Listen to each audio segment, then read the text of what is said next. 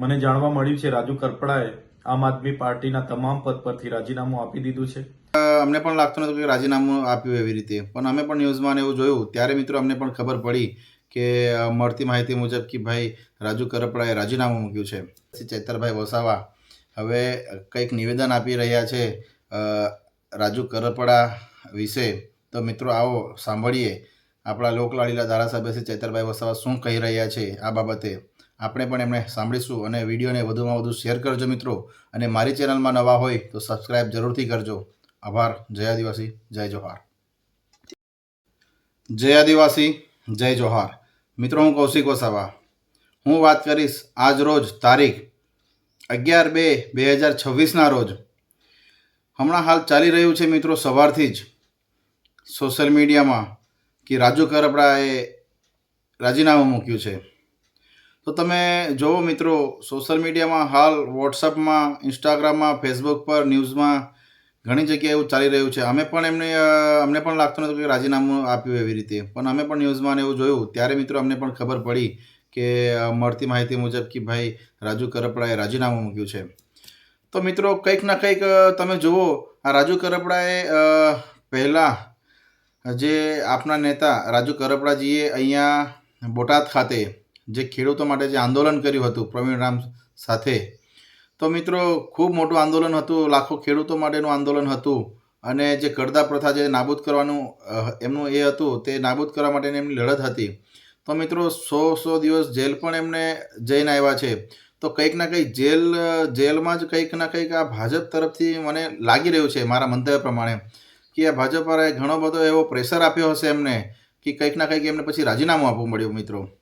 તો મિત્રો આવનારા સમયમાં આમ આદમી જે પાર્ટી છે, આવનારા સમયમાં આમ આદમી પાર્ટી એક થઈને ખેડૂતો માટે લડશે અને લડતા રહેશે મિત્રો। એમાં આપણે કંઈ ટેન્શન લેવાનું છે નથી મિત્રો, કેમ કે મિત્રો તમે જુઓ, તમે આમ આદમી પાર્ટીમાં તમે જુઓ એક આપણા લોકલાડીલા ધારાસભ્ય શ્રી ચૈતરભાઈ વસાવા, હું એમની વાત કરું તો ધારાસભ્ય શ્રી ચૈતરભાઈ વસાવા એમના ફેમિલી સાથે પણ જેલ ભોગવી આવ્યા છે। અને અહીંયા થોડા સમય પહેલાં જ હમણાં ગયા વર્ષે 2025ની વાત કરું તો વગર વાંકે એમને અહીંયા સેન્ટ્રલ જેલ ખાતે એમને લઈ જવામાં આવ્યા અને એમને 82 દિવસની જેલ થઈ મિત્રો, વગર વાંકે એક ગ્લાસના બાબતે। તો મિત્રો કંઈક ના કંઈક આ ભાજપ સરકારનું ષડયંત્ર છે મિત્રો, તમે જોઈ શકો છો, કેમ કે 82 દિવસ જેલ ભોગવી આવ્યા છે આપણા લોકલાડીલા ધારાસભ્ય ચૈતરભાઈ વસાવા। તો મિત્રો ચૈતરભાઈ વસાવા પર પણ એમને ભાજપવાળાએ ઘણો બધો એવો પ્રેશર નાખ્યો હતો, પણ ચૈતરભાઈ વસાવા એક આદિવાસી ટાઈગર છે, એક સિંહ છે મિત્રો, એ એકના બે ના થયા મિત્રો, ઘણો બધો એવો પ્રેશર હતો, પણ ચૈતરભાઈ વસાવાને જનતાની ચિંતા હતી મિત્રો, જનતાની। એટલે મિત્રો તમે જુઓ, આપણા લોકલાડીલા ધારાસભ્ય ચૈતરભાઈ વસાવા જે પ્રવીણ રામ જેમને જે રાજીનામું આપ્યું છે, તો શું નિવેદન એમને આપ્યું છે મિત્રો, તે પણ આપણે ચૈતરભાઈ વસાવાને આપણે સાંભળીશું। ડેડિયાપાડાના ધારાસભ્ય ચૈતરભાઈ વસાવાને આપણે સાંભળીશું। અને મિત્રો મારી ચેનલમાં તમે નવા હોય તો વિડીયોને શેર કરી સબસ્ક્રાઈબ જરૂરથી કરજો મિત્રો। અને હું તમને વાત કરીશ મિત્રો કે આવનારા સમયમાં આમ આદમી પાર્ટીનું કદ દિવસે ને દિવસે વધી રહ્યું છે, તો આ ભાજપ સરકાર એને તોડવાનો પ્રયત્ન કરી રહી છે, પણ મિત્રો તમે જોઈ લેજો આવનારા સમયમાં આમ આદમી પાર્ટી એક મજબૂત પાર્ટી થઈને બનશે, ગુજરાતમાંથી જ મજબૂત પાર્ટી બનશે મિત્રો। અને આવનારા સમયમાં તાલુકા જિલ્લા પંચાયતની ચૂંટણીમાં પણ આની અસર કંઈક ના કંઈક ભાજપવાળાને પડશે। અને હવે આવનારા સમયમાં જનતા પણ જાગી ગઈ છે, અને હવે તમે જુઓ મિત્રો, હવે આપણા લોકલાડીલા ધારાસભ્ય ચૈતરભાઈ વસાવા શું કહી રહ્યા છે, શું નિવેદન આપ્યું છે, તો એ નિવેદન આપણે પણ સાંભળીએ મિત્રો। અને ત્યાર પછી હજુ તો કંઈ બીજી ઉપરની અપડેટ નથી મિત્રો, પણ મને મળતી માહિતી મુજબ આટલું છે કે હજુ આપણા લોકલાડીલા ધારાસભ્ય ચૈતરભાઈ વસાવા પ્રવીણ રામ રાજુ કરપડાને સંપર્ક કરવાનો કોશિશ કરી રહ્યા છે, પણ હજુ સંપર્ક થયો નથી એવું પણ નિવેદન આવી રહ્યું છે ધારાસભ્ય શ્રી ચૈતરભાઈ વસાવાનું। તો મિત્રો આવો આપણે સાંભળીએ આપણા લોકલાડીલા ડેડિયાપાડાના ધારાસભ્ય શ્રી ચૈતરભાઈ વસાવાને।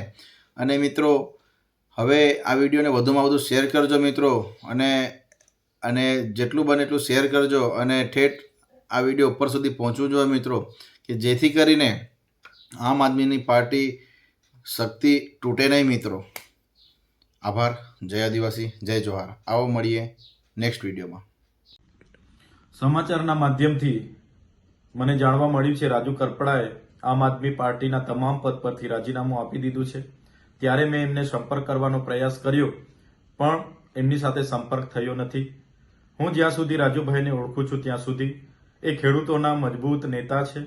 આમ આદમી પાર્ટીમાં રહીને ખેડૂતોના ન્યાય માટે અનેક લડતો એમણે લડી છે. એમાંની એક લડત બોટાદ કડદા પ્રથા નાબૂદ કરવા માટે એમણે હળદરમાં આંદોલન કર્યું. એ દરમિયાન એમને 100 દિવસથી પણ વધારે જેલમાં પણ રહેવું પડ્યું. ત્યારે આ ભાજપ સરકારની નીતિ રહી છે કોઈ પણ વિપક્ષના નેતાને ડરાવવાનું, ધમકાવવાનું, દબાવીને કઈ રીતના એમના તરફે લઈ જવું, કઈ રીતના આંદોલનને દબાવી દેવું, આંદોલનને તોડી દેવું, એ જ નીતિનો ઉપયોગ એમણે આ વખતે રાજુભાઈ કરપડા પર પણ કર્યો છે.